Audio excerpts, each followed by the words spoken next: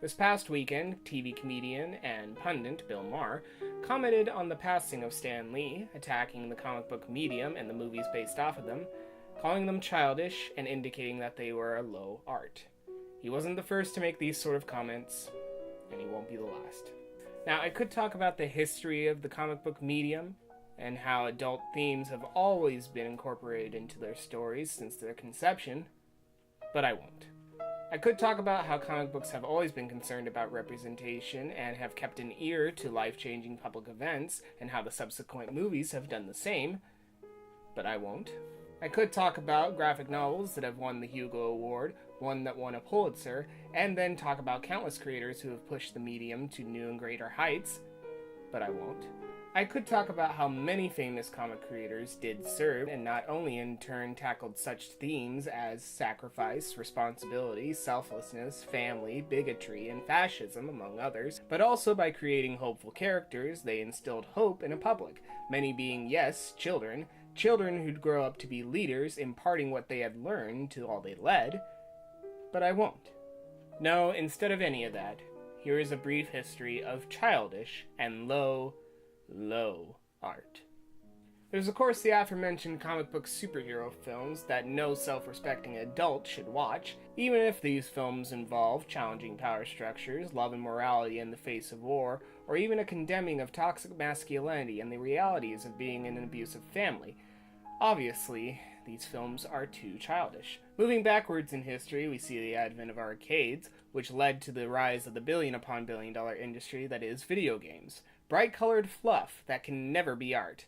No matter how far limitations are pushed, no matter how beautiful or abstract the designs become, no matter how experimental the story is dealt, they simply will never be art. Moving back still, we reach 1977, space wizards with laser swords. You see, Star Wars is exhausting, like taking a pack of kids to the circus. Just an assemblage of spare parts with no emotional grip. Good for kids, and those who have never grown up. This is all true, even if this film did launch a series that dealt with sacrifice, denouncing of fate, and redemption of the soul, it's just not grown up. While we're in the 70s, we might as well take a look at the music of the time, cause boy was there a plethora of low art. 1979, Queen had their album Jazz, which was a dull pastiche, unenjoyable with Mercury's throat-scratching vocals, and of course the fascist themes in the songs by those creeps. AC/DC had High Voltage in 1976, hitting their all-time low. Nothing to say, completely mindless, it was calculated stupidity. Neil Young in 72 lost sight of what once made him good when he did Harvest, simply just doing a good imitation of his earlier self. Then, obviously, there's Black Sabbath's self-titled debut album at the start of the decade. Just like Cream, but worse. Inane lyrics, sparse vocals, plodding bass, and winning guitar work shows how unskilled the band was. Now we're in the 60s, a time of great change, but not great art. The shallow and boring works of Andy Warhol, the spirit-lacking Star Trek series, and lastly the Beatles, who couldn't sing and were purely immature. The 50s gave us the sullen and ill-kempt Elvis Presley, the 40s Citizen Kane, that holds no great place in film history, and in the 30s the freak-filled, humor-devoid Wizard of Oz film.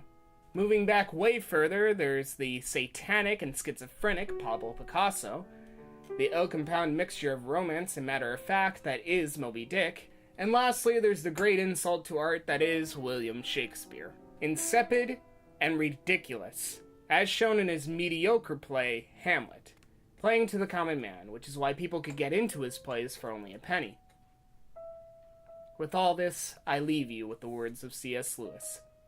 Critics who treat adult as a term of approval instead of as a merely descriptive term cannot be adult themselves.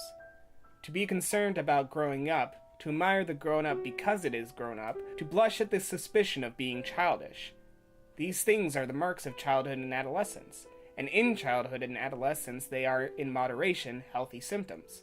Young things ought to want to grow, but to carry on into middle life or even into early manhood, this concern about being adult is a mark of really arrested development. When I was 10, I read fairy tales in secret and would have been ashamed if I had been found doing so.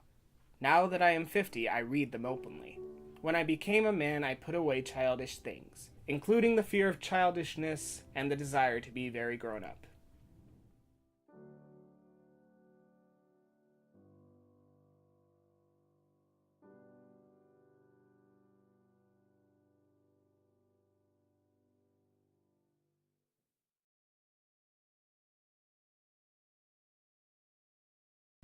I do have to share this review real fast from the Boston Globe of September 13th, 1964.